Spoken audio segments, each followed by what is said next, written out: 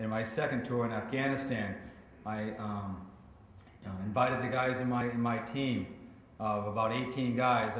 We got this little thing called MooreMart going. It's kind of taken off.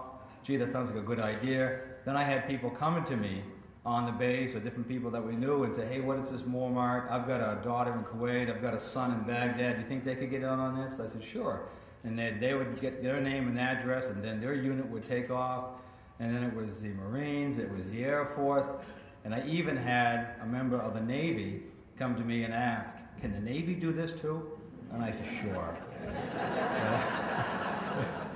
No offense. Yeah. Well, I figured, if I'm standing in the middle of the desert with the Navy, you know they're hating life. Okay? You know they're calling their recruiter when they get home. Right? So I'm doing way too much walking. But anyway, and it just took off from there. And then my last tour as a platoon sergeant for the 237th MP Company, that was kind of a surprise to us. We're a new unit just starting off. We didn't have a whole company yet.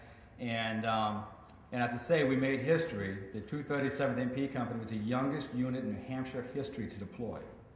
I had about 45 to 50 soldiers. The average age was probably 20. Right? So I was dad more than I was platoon sergeant.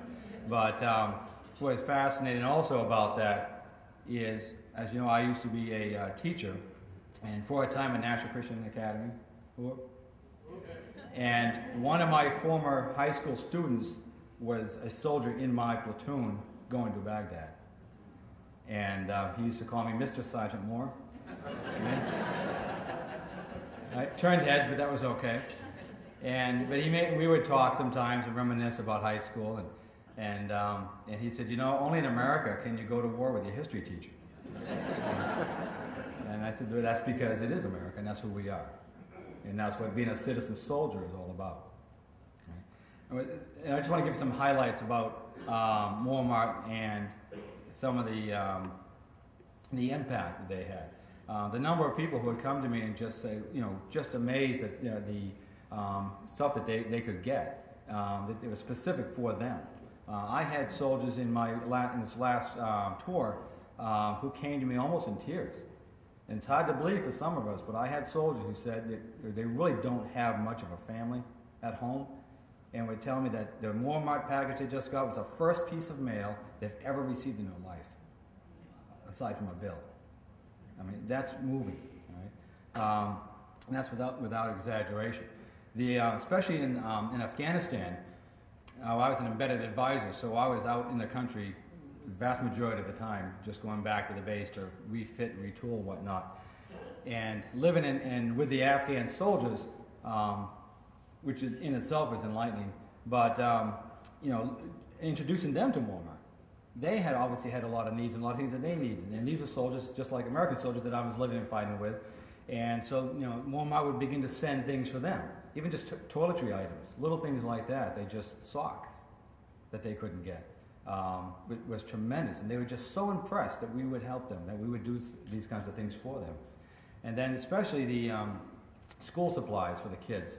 As you know, Afghanistan is very poor and it's all tore up. And through MooreMart, they began to send backpacks and boxes of pens, pencils, notebooks, coloring books, any kind of school supply you could get. And your soldiers, we would all get together and we'd pack each one of these bags ourselves, and we'd load these up. And we went out on missions. We went to every village that we came to, and we'd sit down and drink gallons of chai with the village elders, and explain to them that we wanted to pass out these backpacks, and that we would go right to the school. And we always started with the girls because they were the last on the list for everybody else. So for us, the girls were the first ones to get the backpacks, and we sit handing one to each child, make sure they had their own. And the look in that child's face, you've impacted generations of people, especially in Afghanistan.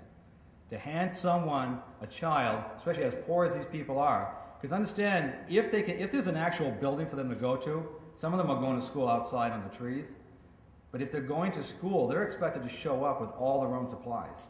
There's nothing there except a teacher. So when you hand them a backpack with all these school supplies in it, you've changed them for a lifetime possibly. It was very common in Afghanistan, as we were driving down the road, the kids were asking for one of two things, either candy or a pen. And they were calling out, pen, pen, pen. And I asked my interpreter, I said, would they want a pen? And he said, yeah, because they want to go to school, but they have nothing to write with. How many pens have we dropped or stepped on or thrown away? So I rolled home to MooreMart with my brother and sister, and I got cases. I probably handed out thousands of pens.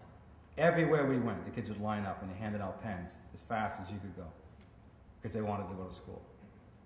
And that's the kind of impact that you've had, specifically through MooreMart. And also, for the concern and the love that your soldiers have for these people.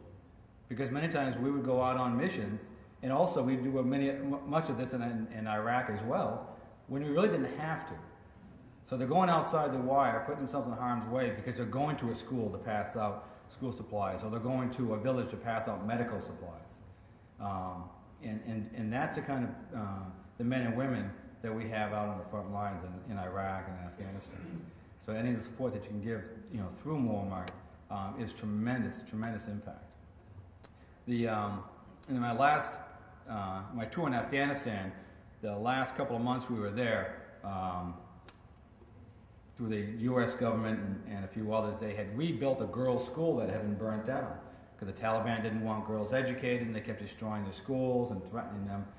And they built this school, and then the village elders in that valley sent a message to my Afghan counterpart saying that they've built a school, but the Taliban has said if we send our daughters to school, they'll kill them. Let that sink in for a second.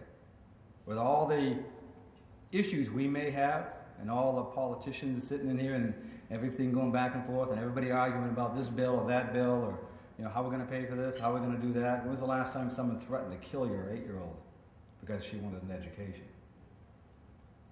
And so that's all I had to hear, especially having been a teacher and whatnot. So we got together with our Afghan buddies, and we went down and we turned that school into a fort, and we lived in it for 4 months. Which I thought was kind of ironic as a teacher living in a classroom. But it was worth it. And it was a brand new building, there was nothing there. Right? There's no electricity, there's no plumbing, it's just the building. And so as I began to write home saying, this is where I'm at some point, it's going to be safe enough for the girls to go to school, and they began to send more and more school packages, school supplies. And in 4 months, the Taliban was no longer a threat in that valley, and the girls were able to go to school. And then that's when all my supplies came in. They said, hey, Sergeant Moore, you got mail. And it was the back of a deuce-and-a-half truck, and it was boxes and boxes and boxes of school supplies. So when we left, the girls were going to school, and they had supplies and stuff to begin their education.